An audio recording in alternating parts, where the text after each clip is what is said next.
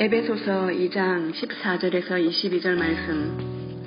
그는 우리의 화평이신지라 둘로 하나를 만드사 원수된 것 곧 중간에 막힌 담을 자기 육체로 허시고 법조문으로 된 계명의 율법을 폐하셨으니 이는 이 둘로 자기 안에서 한 새 사람을 지어 화평하게 하시고 또 십자가로 이 둘을 한 몸으로 하나님과 화목하게 하려 하심이라.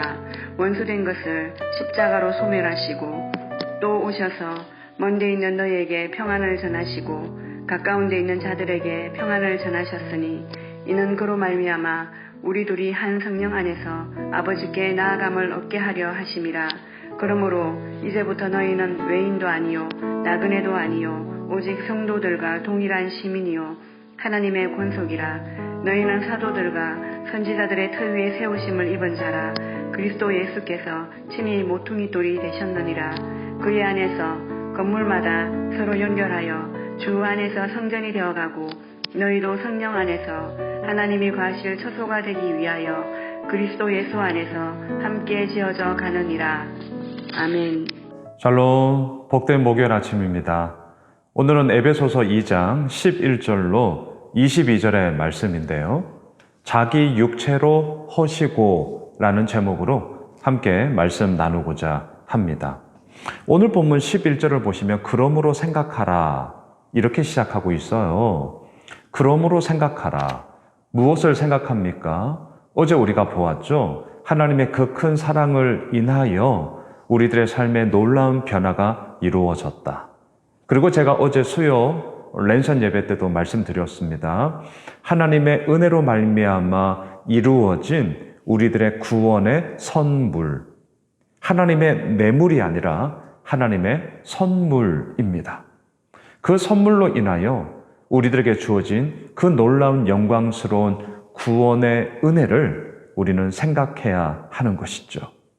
여러분, 생각하는 대로 우리가 살아가야 하지 사는 대로 생각하게 되면 우리의 삶의 대부분은 불평, 불만으로 끝나버릴 것입니다. 생각하셔야 됩니다. 더 이상 생각하기 싫다고요? 아니요, 그러시면 안 됩니다. 멈추시면 안 됩니다. 오늘도 우리는 생각하셔야 합니다. 사도 바울은 오늘 본문에서 그때에 그리고 반대로 이제는 이라는 놀라운 변화의 이야기를 계속하고 있습니다. 오늘 본문 11절로 12절까지를 보시면 그때의 육체로는 너희들이 이방인이었다. 할례를 받지 않은 무리라 칭함을 받는 자들이었다. 12절에는요. 너희는 그리스도 밖에 있었다. 이스라엘 나라 밖의 사람이었다. 약속의 언약들에 대하여는 외인이었다. 세상에서 소망이 없고 하나님도 없는 자였다. 너희들이 그러한 자였다. 어제 본문에서도 우리가 보았잖아요. 허물과 죄로 죽었다. 자, 그런데 그러한 이 성도들에게 너무나도 놀라운 변화가 이루어집니다. 그때는 이러했지만 이제는 어때요? 오늘 본문 19절로 내려가 보십시오. 그러므로 이제부터 너희는 외인도 아니요 나그네도 아니요 오직 성도들과 동일한 시민이요 하나님의 권속이다. 20절 너희는 사도들과 선지자들의 터 위에 세우심을 입은 자다. 그리스도 예수께서 친히 모퉁이 돌이 되셨다. 21절 그의 안에서 건물마다 서로 연결하여 주 안에서 성전이 되어가고 너희도 성령 안에서 하나님이 거하실 처소가 되기 위하여 그리스도 예수 안에서 함께 지어져 가느니라. 너무나도 놀라운 변화가 오늘 본문에서 계속 선포되어지고 있습니다. 그리스도 안에서 함께 이제는 지어져 가는 자로 너희들이 하나님의 부르심을 받았고 그 부르심 가운데 오늘도 거하고 있다. 당시 유대인들은 이방인들을 향하여서 뭐라고 얘기한 줄 아십니까? 지옥에 타는 불을 꺼지지 않도록 계속 피우는 땔감이다. 얼마나 무서운 이야기입니까?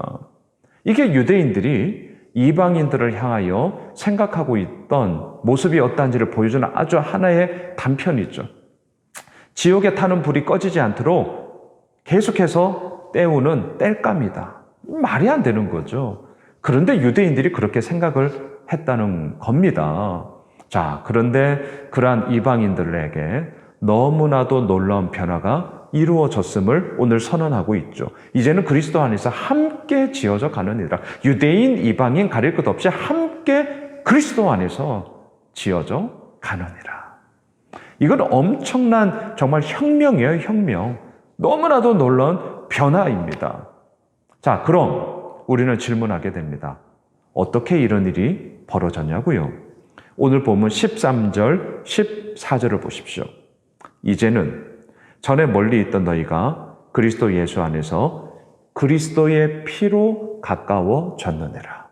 자, 예수 그리스도의 피를 의미하고 있어요. 그러면서 이것을 더 자세하게 14절에서 이렇게 얘기합니다. 그는 우리의 화평이신지라.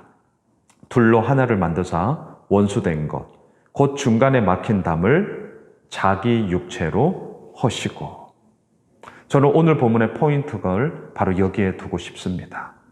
예수님은요, 중간에 막힌 담을 허시기 위하여서 남의 육체를 사용하지 않으셨습니다. 아니면 이래라 저래라 그냥 말로, 속된 말로 때우지 않으셨습니다. 어떻게 하셨냐고요? 자기 육체로 허셨습니다. 자기의 육체를 허셨어요. 십자가에서 자신의 몸을 기꺼이 깨뜨리셨습니다. 하지만 우리는 알고 있습니다. 이 기꺼이라는 말 가운데 예수님의 피눈물 나는 겟세마네 기도가 있었다는 사실을 우리는 알고 있습니다. 정말 힘든 것이었습니다. 너무나도 어려운 것이었습니다.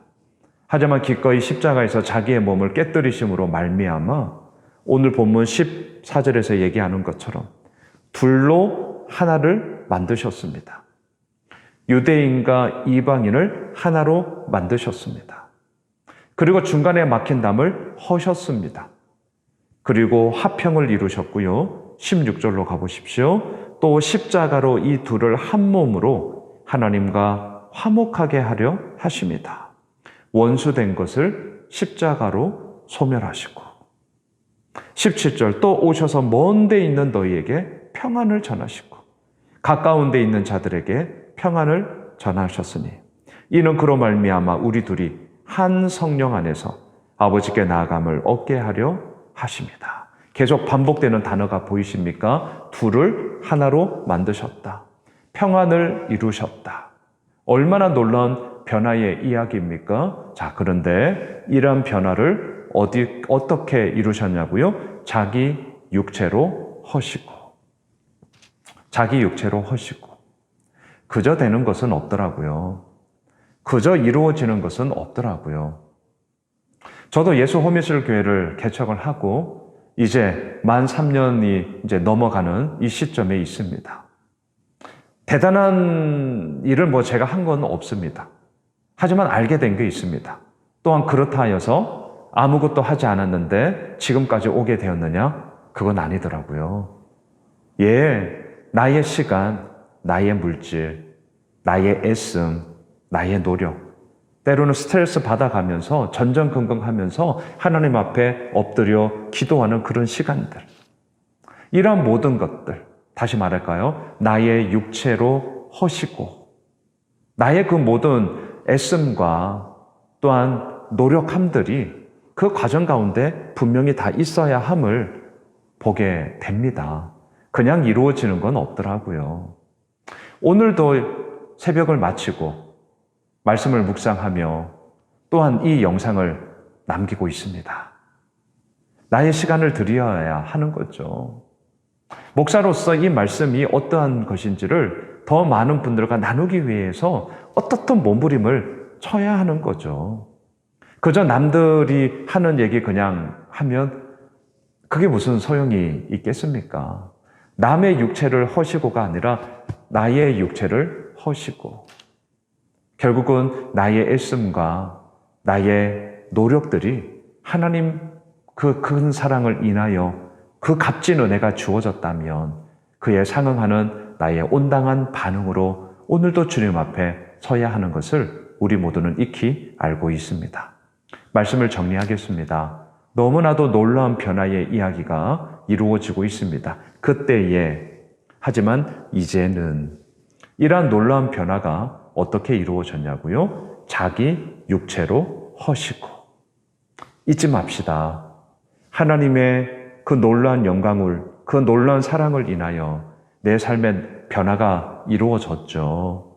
그렇다면 그 변화를 이미 누리고 있는 이제는 우리를 통하여서 하나님은 당신의 평안함과 당신의 그 큰 사랑을 나타내고 또한 그것을 이루고자 하십니다. 자기 육체로 허시고 우리를 통하여 오늘도 하나님은 일하십니다. 오늘 목요일 하루를 시작하면서 그 하나님을 바라보며 주님 아버지 앞에 서서 그 놀라운 영광의 은혜의 이야기들을 함께 누리며 나누게 되는 그런 복된 한 날 되시길 주님의 이름으로 축복합니다.